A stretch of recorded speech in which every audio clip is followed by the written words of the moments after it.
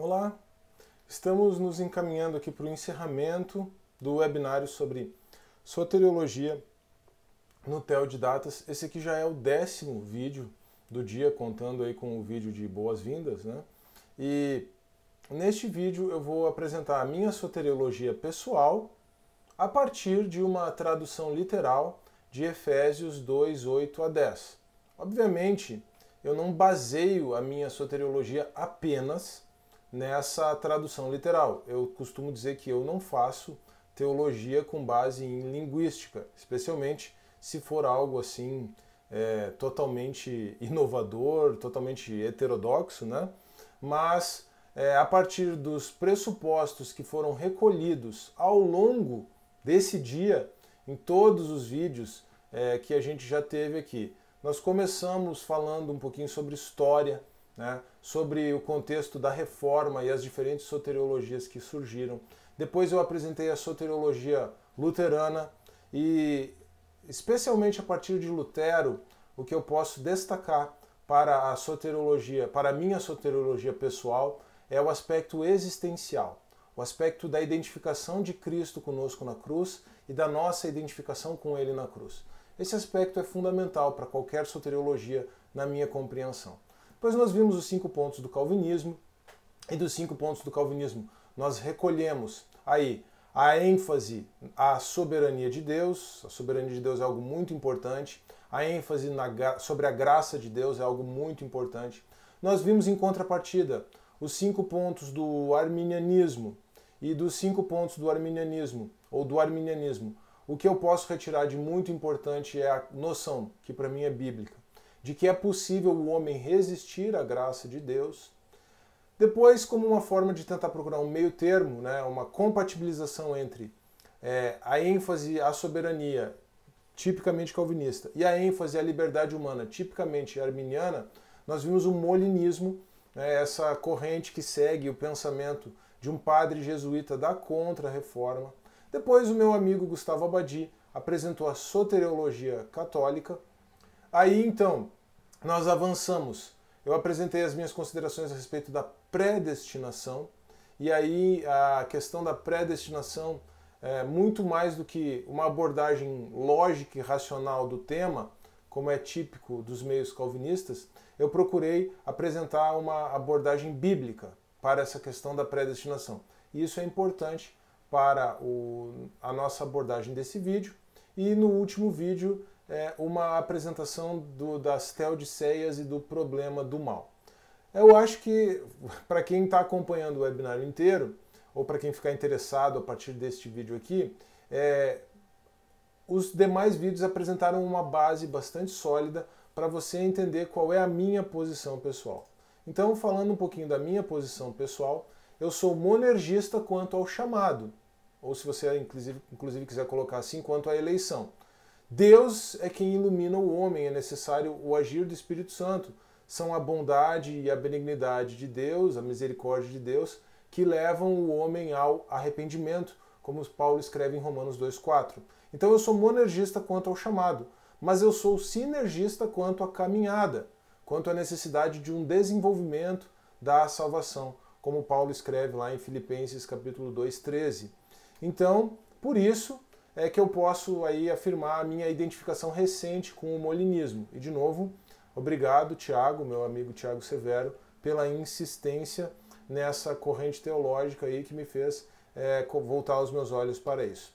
Bom, explicando isso um pouquinho melhor. Do ponto de vista da eternidade, se você colocar o seu referencial na eternidade, você vai ver que há o chamado e a eleição, né, a partir da lógica da soberania de Deus. Agora, do ponto de vista humano, há responsabilidade e liberdade. Deus é 100% soberano e o homem é 100% responsável. Se eu não puder trabalhar com essas premissas, que são paradoxais, mas o cristianismo é paradoxal, se eu não puder trabalhar com essas premissas, eu não consigo trabalhar em qualquer soteriologia.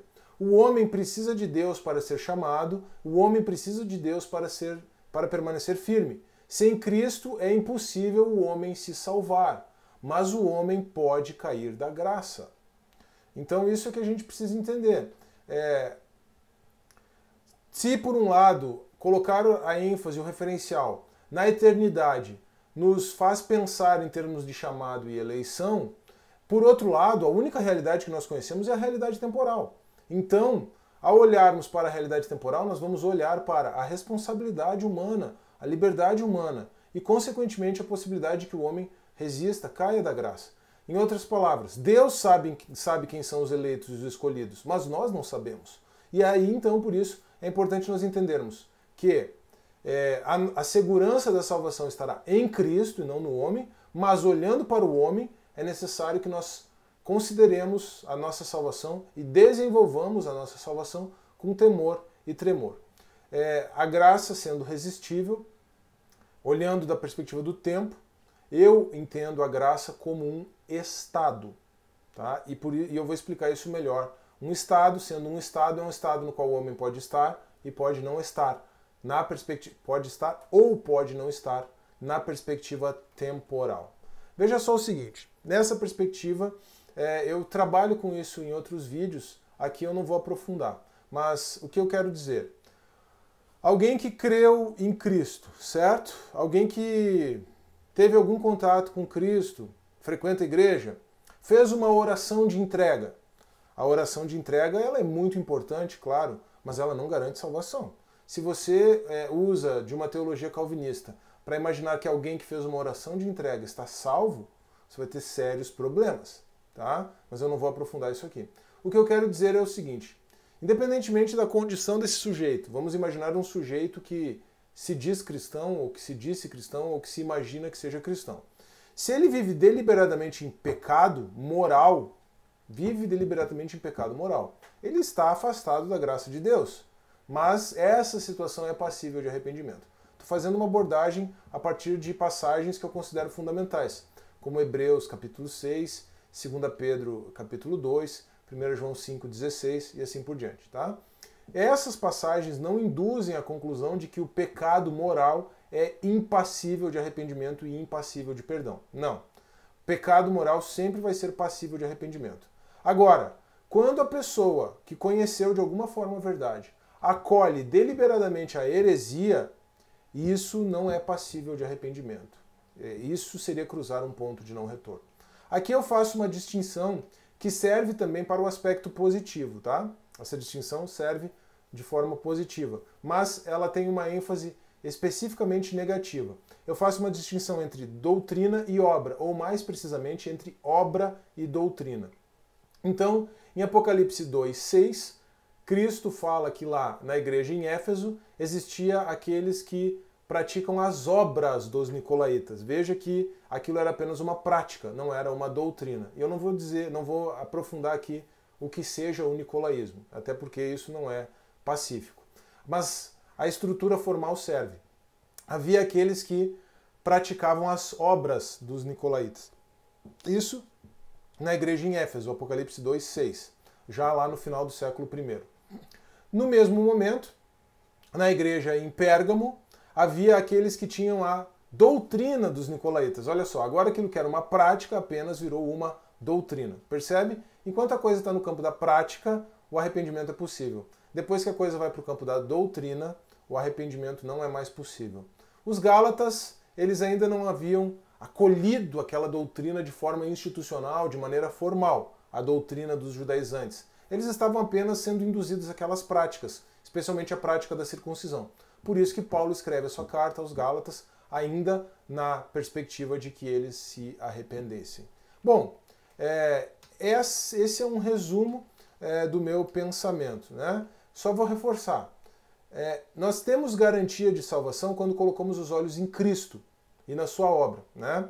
Então, quando o pessoal fala em segurança, certeza e gozo da salvação, isso é exclusivamente quando você volta os olhos para os céus, olha para a eternidade e olha para Cristo assentado à direita do trono de Deus, intercedendo por nós. Ou, se você quiser olhar para o passado, você pode olhar para a cruz de Cristo e para a ressurreição de Cristo, e essa é a sua segurança, certeza e gozo da salvação.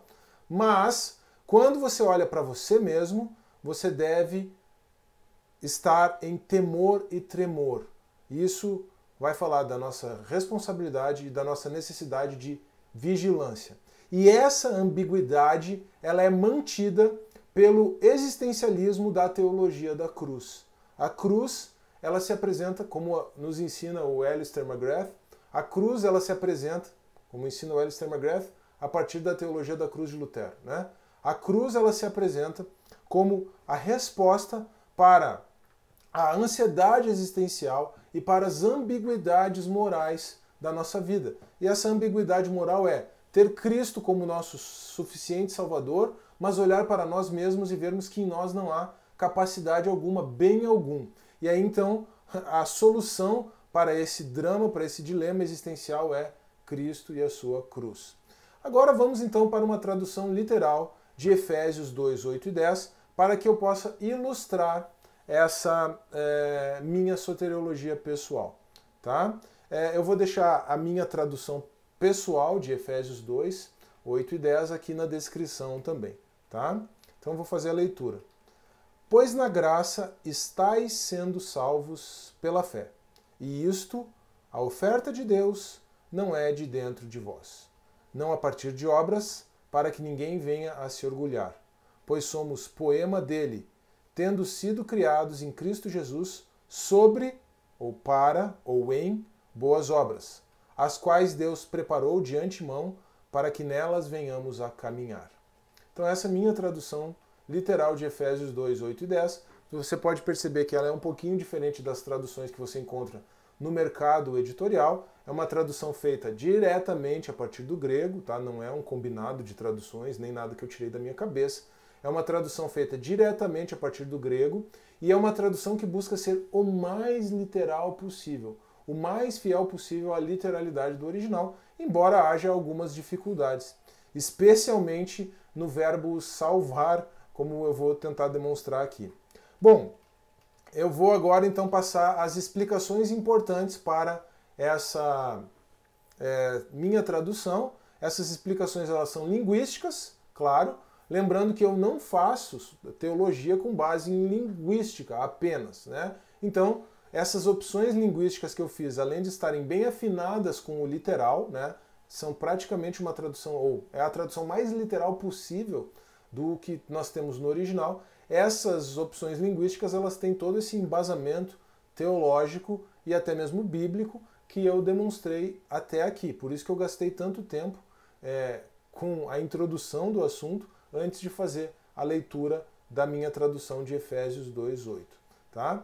Mas essa tradução, além de ser a mais literal, na minha concepção, é a que melhor se harmoniza com todas as questões que foram apresentadas aqui ao longo do webinário e com o restante das escrituras.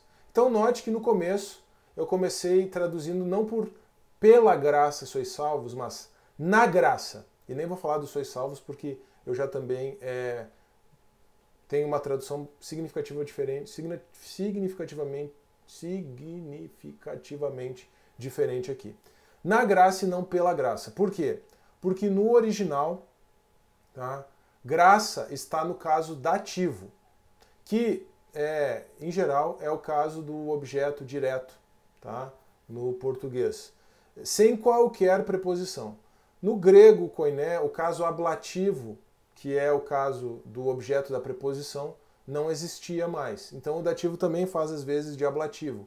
Mas eu vou explicar por que eu não considerei que o dativo aqui seria o equivalente ao ablativo. E é muito claro.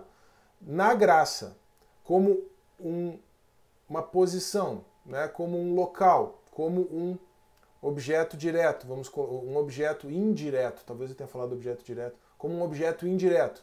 Na graça, pela fé. Aí sim, o pela fé ou por meio da fé é normal, tranquilo. Normalmente as traduções dizem, pela graça sois salvos por meio da fé. Né? Então, mas veja só, quer dizer, pela graça, por meio da fé, são as mesmas ideias de movimento, as mesmas ideias preposicionais. Acontece que fé tem preposição antes, a preposição por meio de, a preposição de a no grego. Graça não é precedido de preposição. Tá? E fé, além de ter preposição, está no caso genitivo. Então a minha conclusão, olhando para o original, é a seguinte: graça e fé não podem ser ambas instrumentos de salvação. Como a graça está no caso dativo e sem preposição, e a fé está no caso genitivo com a preposição por meio de ou por, você não pode considerar que graça e fé sejam ambos instrumentos da salvação. Não posso traduzir pela e pela, porque senão a tradução pela graça, pela fé, porque senão o original, desculpa, teria que ter uma equivalência, teria que ter uma simetria. Como Paulo não estabeleceu essa simetria, ele estava querendo passar uma ideia diferente. Então, a minha conclusão é que na graça pela fé, ou seja, não é que graça e fé sejam ambas instrumentos da salvação, a graça é o meio de salvação e a fé é o instrumento de salvação. Isso, então, é a conclusão que eu chego para afirmar, ou isso está embasado na conclusão a qual eu chego para afirmar que a graça é um estado, né? Se é um estado, é possível cair da graça. A graça é o meio e a fé é o instrumento. Se a graça é um meio, é possível cair da graça. E aí você vai dizer, mas a salvação é um presente. O próprio texto, você vai me dizer, o próprio texto, Carlos, você vai me dizer que diz que a salvação é um presente, é uma oferta de Deus. Sim, mas quem recebe um presente pode jogar esse presente fora. Não é assim? Quando nós colocamos os olhos na responsabilidade humana, isso fica muito claro. Agora, nós temos o verbo salvar. O verbo salvar está na segunda pessoa do plural, no particípio, na voz passiva do tempo perfeito. Calma. O tempo perfeito é uma ação pontual no passado que permanece produzindo efeitos no futuro. A melhor forma de traduzir o tempo perfeito é pelo present perfect do inglês. Tá? Se o verbo salvar estivesse sozinho, eu traduziria assim: na graça tendes sido salvos. Tá? Só que tem um fator complicador aí. Complicador para a tradução. Tem também o verbo de ligação ser, o verbo eimi, na segunda pessoa do plural ativo, voz ativa, né, presente do indicativo. Pela graça, então tem o verbo ser e depois tem o verbo salvar na voz passiva, numa ação que tem uma implicação passada, mas um efeito contínuo, certo? Então, eu traduzi assim. A melhor forma de resolver esse imbróglio temporal é: na graça estáis sendo salvos. Literalmente, quando a gente diz assim, na graça sois salvos, é isso que significa, certo? O tempo presente é uma ação que está acontecendo no presente. Paulo não disse, na graça vocês foram salvos. Paulo não disse, na graça vocês serão salvos. Paulo disse, na graça vocês estão sendo salvos. Mesmo se nós formos decompor o presente no português, é isso que significa. Mas, obviamente, eu não estou fazendo uma afirmação nem linguística, nem teológica com base na tradução. Estou fazendo com base no original. Certo? Então, a presença do verbo ser antes de um verbo no tempo perfeito e na voz passiva me leva a essa conclusão na graça, o verbo ser ou estar, né? O verbo eimi é o verbo ser ou estar, o verbo de ligação ser ou estar, que nem o verbo to be do grego. Então, me leva a essa conclusão. Na graça estáis sendo salvos. Tá? Agora, depois note que nós temos a oferta de Deus. E a oferta de Deus, não é de dentro de vós. Aqui eu apresento também uma construção um pouco diferente. A oferta é a salvação, não é a fé. Isso para mim é claro, é evidente. Inclusive, não só pela estrutura sintática, pela estrutura de organização do texto, mas especialmente por conta da estrutura sintática do texto. Tá? Fé é feminino no original, assim como em português. Tá? Mas o isto e isto concorda, ou melhor, e isto no original é neutro. Fé é feminino, isto neutro. Se isto é neutro, isto não pode concordar com fé. Né? Então, pela graça sois salvos mediante a fé. E isto não vem de vós, é dom de Deus. A rigor, no português, para o pronome dizer respeito à fé, ele teria que ser esta. Né? Então, isto literalmente é o dom de Deus, ou a oferta de Deus, por uma questão de concordância nominal. Dom, em grego, é do gênero neutro, e isto, o pronome também é neutro. Então, com isso, fica claro, fica fácil de nós pensarmos que A oferta é a salvação e não a fé. Embora eu não estou negando que é Deus quem concede a fé também. Percebe? Eu não estou usando isso para negar que Deus conceda a fé. Eu só estou procurando eliminar uma ambiguidade do texto a partir da gramática, da sintaxe do original. E, de novo, se isto é uma oferta de Deus, é um presente de Deus, é possível jogar o presente fora. Não de obras, ou não a partir de obras. Não é pelagianismo, por favor. Por mais que eu enfatize a responsabilidade humana, a liberdade humana, eu não estou falando de uma salvação por obras. Tá? É como o Dr. Pickering, inclusive, explica, trabalhando de forma muito sábia com as preposições e conjunções. Não salvação por obras, mas também não salvação sem obras. Salvação com obras. Então, não é nem salvação por obras, o que é pelagianismo, não é nem salvação sem obras, o que é antinomianismo, mas salvação com obras. E aí é muito interessante que Paulo explica que não de obras, para que ninguém se orgulhe, e nós não devemos nos orgulhar em nós mesmos, por quê? Porque somos poema de Deus, somos feitura de Deus. No original, a palavra feitura, né, criação, no original não é exatamente criação aqui, feitura, como muitas traduções trazem, no original é a palavra poema, ou poiema, que vem do verbo poiel, né, deu origem a poema, poeta. Né? O poeta é aquele que faz algo, faz um poema. Né? O verbo poiel, então, dá origem ao substantivo poiema, que veio para o português como poema. Somos poema de Deus. Os salvos em Cristo são um poema de Deus. Pense no que é um poema de Deus. É assim que é um sujeito salvo. Então a salvação é uma coisa muito séria. E ela aponta nesse sentido para a responsabilidade humana. Aí nós temos não em obras, né? Mas fomos criados em Cristo Jesus para boas obras. No original é a preposição epi. E epi significa sobre. A ideia é de uma sobreposição. Tá? Então, como é sobreposição, você pode pensar em sobre, você pode pensar em para, você pode pensar em. Né? A tradução mais corrente de epi é sobre mesmo. Por isso que eu traduzi sobre boas obras. Você pode pensar em para ou pode pensar em boas obras. Qual é a situação aqui? Há uma ideia muito parecida com aquela ideia da predestinação, embora não seja o mesmo verbo aqui, o mesmo verbo proorizo, né? Mas há uma ideia muito parecida.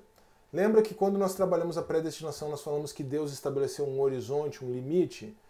Esse horizonte e esse limite estabelecido por Deus para nós, que é Cristo, ele contempla também boas obras praticadas em Cristo, as obras de Cristo praticadas em nós. Por isso é que, até mesmo se nós pensarmos em sobre boas obras, quer dizer, Deus já estabeleceu aqui o que você deve fazer. Você foi criado sobre aquilo, para aquilo, naquilo. É isso que você deve viver e você viverá isso pela direção, pela condução do Espírito Santo na sua vida.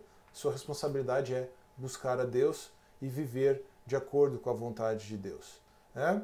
E aí também tem uma questão muito interessante no verbo caminhar. Ele está no auristo subjuntivo, modo optativo ainda por cima. Subjuntivo não, auristo, não, depoente. Auristo subjuntivo, vamos facilitar a vida aqui, porque voz passiva eu tenho certeza que não é. Auristo subjuntivo, tá? O que isso significa? Significa uma ação hipotética, condicionada, pontual. Ou seja, Paulo não está falando de uma ação continuada. É óbvio que caminhar nesse sentido é uma ação continuada. Mas Paulo está tendo em vista o fim do processo. Venhamos a caminhar. Ele está pensando no caminhar como uma ação pontual. O fato do verbo estar no auristo, no modo subjuntivo, né, que é um modo que não tem uma conjugação verbal estritamente temporal no grego, o fato de o verbo caminhar estar no auristo, no modo subjuntivo, indica que Paulo tem em vista o fim do processo. É como se Paulo olhasse todas as suas boas obras e entendesse que você caminhou pontualmente nelas. Né? É assim que eu entendo o verbo no subjuntivo, no auristo do subjuntivo, no original, e por isso que eu traduzi como venhamos a caminhar. Paulo está vendo aqui no final de tudo o caminhar completo, a caminhada completa.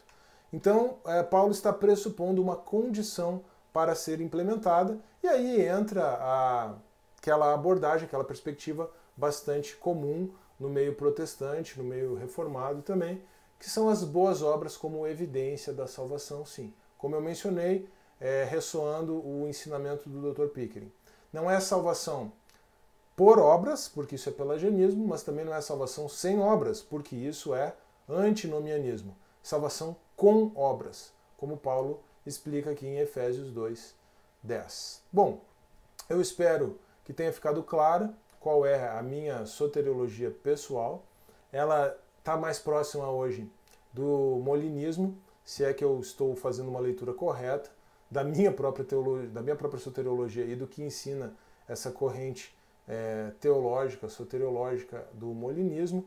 Estamos chegando ao fim do nosso webinário. Só falta mais um vídeo, o vídeo sobre o problema da religião natural, né? Não se esqueça, por favor, de deixar o seu like nesse vídeo, de compartilhar esse vídeo, os demais vídeos aqui do webinário, com os seus amigos, com seus irmãos em Cristo, para eles acompanharem. Se você estiver assistindo o webinário depois do dia 14, não tem problema, tá tudo aqui no YouTube, tá? E não se esqueça também de deixar o seu comentário, isso é muito importante aqui para os vídeos do canal. Eu espero você então no nosso último vídeo, no vídeo de encerramento do nosso webinário sobre soteriologia. Um forte abraço, que Deus abençoe e até lá.